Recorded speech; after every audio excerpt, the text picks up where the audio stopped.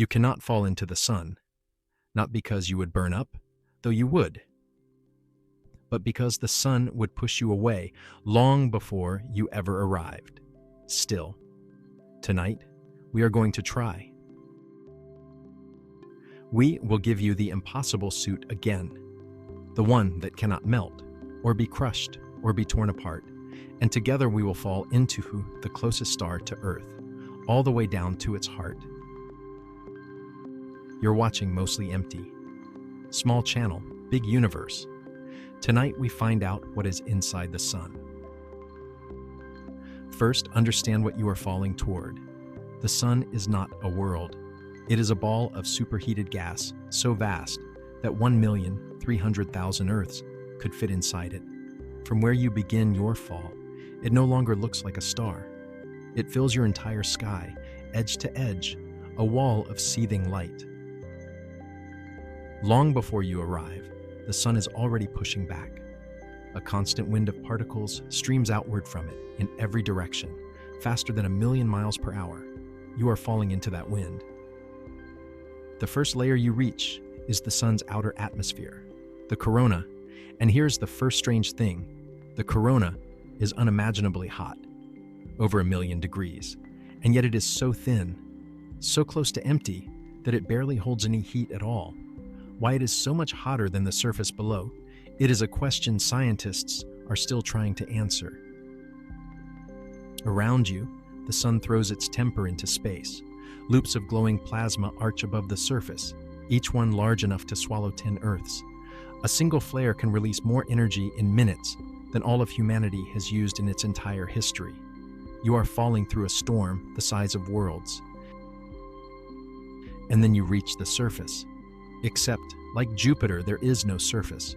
What looks like the sun's glowing skin is simply the layer where it finally becomes thick enough to see, a sea of plasma we call the photosphere. It burns at around 10,000 degrees Fahrenheit. Up close, that surface is alive. It is covered in golden cells of rising heat, each one the size of a continent, boiling up, cooling, and sinking back down. The whole sun churns like a pot left on the stove for 4.5 billion years. Here and there, darker patches drift across it. These are sunspots, cooler places where the sun's magnetic field breaks through. They look tiny from Earth. Each one could swallow our entire planet without a ripple.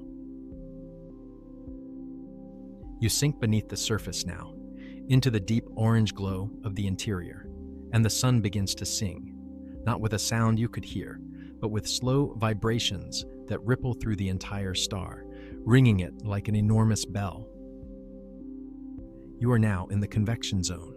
All around you, columns of plasma rise for 100,000 miles, carrying heat up from the depths, then sink back down to be heated again.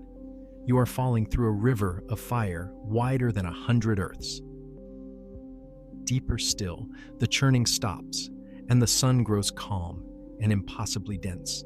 This is the radiative zone, and here lives one of the most beautiful facts in all of science. The light around you is old. A single particle of light, born in the sun's core, will bounce and scatter through this region for 100,000 years before it ever reaches the surface and escapes. The sunlight that warmed your face this morning began its journey before the first human ever walked the earth.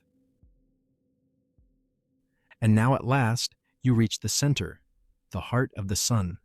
The pressure here is beyond imagining, hundreds of billions of times the air pressure on Earth, and the temperature reaches 27 million degrees Fahrenheit. This is where the light is made. In this tiny crushing furnace, the sun fuses 600 million tons of hydrogen every single second. In doing so, it turns 4 million tons of itself into pure energy every second, and has done so for billions of years. That energy is sunlight. That is what the whole star is for. And this is where your fall ends. Not on a surface, not with a landing.